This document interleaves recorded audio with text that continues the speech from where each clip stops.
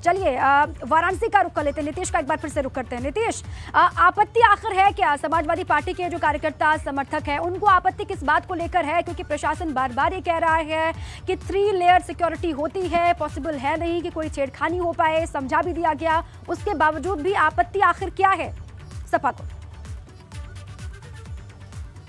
एक ब्रेकिंग बता दूं, इस पूरे मामले को लेकर जांच के निर्देश दे दिए गए हैं और पूरे मामले की जांच के बाद जो तथ्य सामने आएंगे उस पर अग्रिम कार्रवाई होगी।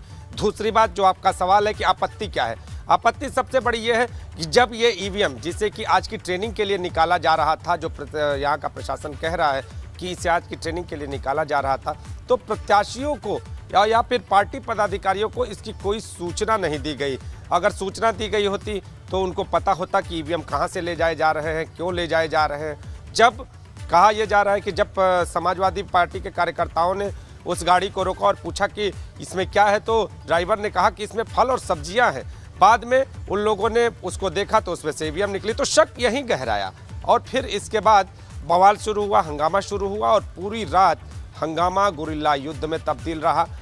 मतलब एक तरह से पूरी तरह से आतंक और दहशत का माहौल रहा। अधिकारी मौजूद रहे लेकिन पूरी तरह से समाजवादी पार्टी और अन्य दलों के पार्टी के पदाधिकारी और कार्यकर्ता प्रशासन पर भारी दिखे। अब इस पूरे मामले पर जांच के निर्देश दे दिए गए हैं और देखना यह होगा कि जांच में कौन से तथ्य सामने आते हैं। जी बिल्कुल नीतीश, लेकिन कल जो ईवीएम पकड़ी गई उसको लेकर तो अधिकारियों ने ये कह दिया है, या फिर ये जो जानकारी अभी हमने दर्शकों तक पहुंचाई भी, उसमें ये कहा गया कि ये जानकारी दे दी गई है प्रशासनिक अमले की तरफ से कि वो ट्रेनिंग वाली ईवीएम थी, उनका काउंटिंग से कोई मतलब था ही नहीं। ये क्लैरिफिकेशन तो दे दिया गया।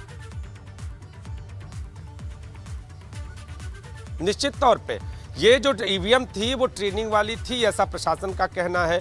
लेकिन कोई भी नियम कहता है, नियम ये कहता है कि जब भी आप कोई इस तरह की ईवीएम भी निकालेंगे तो पार्टी के पदाधिकारी या पार्टी के जो प्रत्याशी हैं खासतौर पर उनको सूचित जरूर करेंगे।